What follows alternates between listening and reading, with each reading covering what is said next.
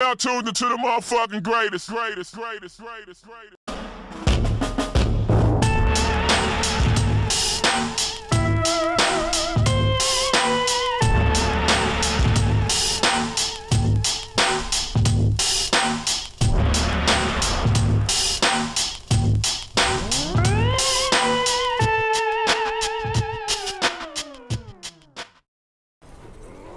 What's going on, everyone? It's your boy Tommy Dizzaster. If you clicked on this video, you already know who it is. If you don't, thanks for the view, appreciate that, and leave some feedback if you don't mind. Anyways, today's video, just want to dive right into it.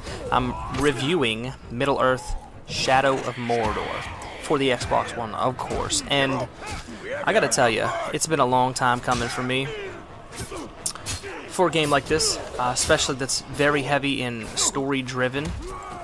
The aspect of that. I know a lot of people have thought that expectation was going to come with Destiny, and lo and behold, there's practically no story or enough story there to keep you playing for the most part in Destiny, which is very disappointing. But anyways, we're not going to be talking about that. We'll leave that for another video. With this video here, just a few key things I want to point out, and then you guys can make the judgment to actually purchase this game or play it, game flat, whatever you got to do, see if it's worth your time. So first off, I just want to jump into the gameplay. As you can see here, it's got a great feel to it. If you've played the Assassin's Creed game or any of the Batman Arkham games, you'll be very familiar with the combat in this game, and in my opinion, it actually does a better job with the combat in terms of the blocking and just the fluidity of it. I think personally it's better than the Assassin's Creed and the Batman games all together. Like I said, it's more fluid than the others, and the other ones, I don't know if you guys are familiar with them, but they just seem more stiff. I don't know, but if Assassin's Creed had a very fluid gameplay like this one does, I think it'd be a lot better.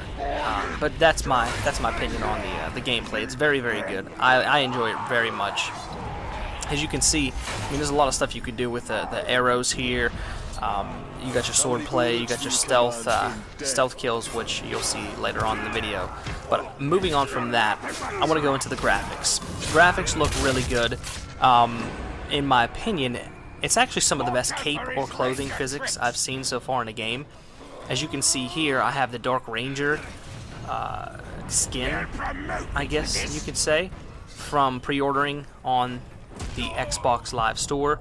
You get the same one though if you would have pre-ordered it from GameStop, if I'm not mistaken. And just looking at it, I mean, there's no clipping. There's nothing like to where the cape's going through your character model, which is awesome.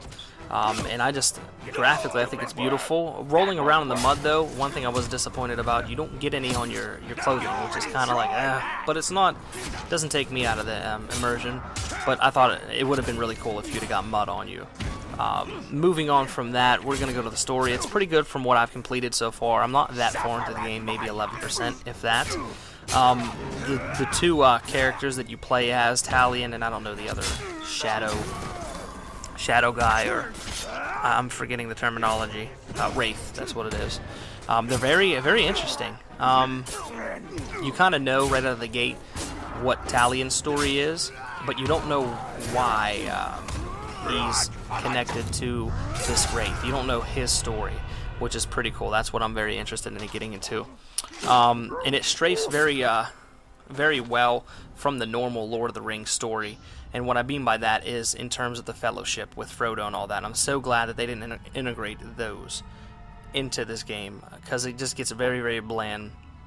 The one character you do see is Gollum, which I don't care for. But so far, I'm just now getting into the Gollum character being related to him. But other than that, story's pretty good so far. And lastly, I just want to move on to the Nemesis system. As you can see here, there is power struggles within the Sauron's army. They'll actually fight one another. They'll fight one another to move up in ranking, and move up in power, become more powerful, so on and so forth. If they kill you, that's another thing. They'll move up in rank, and then you have to fight them later on. And like if you do something to them specifically, that actually affects them as a character. Like if you burn somebody, or if you treat them a certain way, that actually carries over to the next time you see them, which I thought was freaking amazing. And other than that, I think the game is actually a real good still. Like I said, I've been waiting for a game like this to happen, to come along in next gen for for a while now, since they've been out, and I'm so glad to see it, that it's not bland. And I definitely would pay another $60 for this again if I knew what I know now. You know what I mean? But it is what it is. It's your boy. It's been real. That's my take on it. I give it, let's say, a 9 out of a 10. There's no online, which I'm completely fine with. But a 9 out of 10 in my opinion.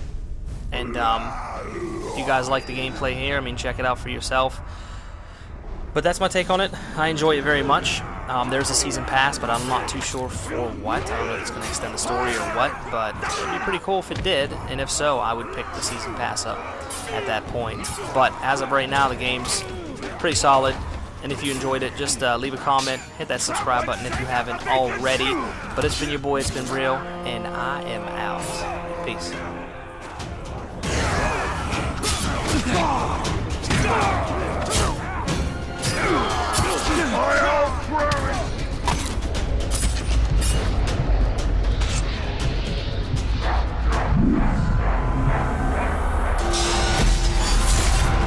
Time for you to meet the mob!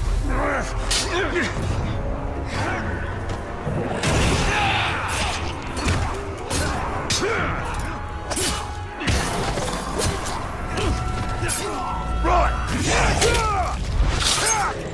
Ready with your tricks, Raker!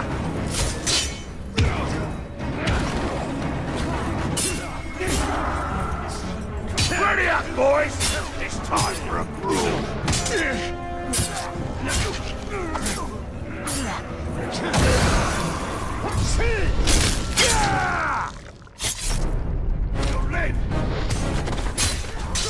You're always so jumpy!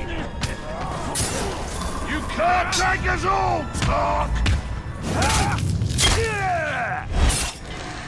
Set of your knees! Right, well, let the brawl begin! Clear off and try again!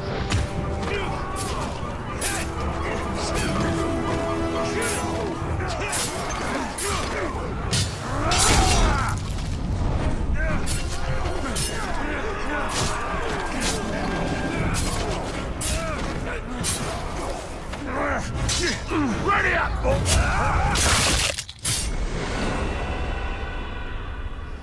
When did you learn to fight?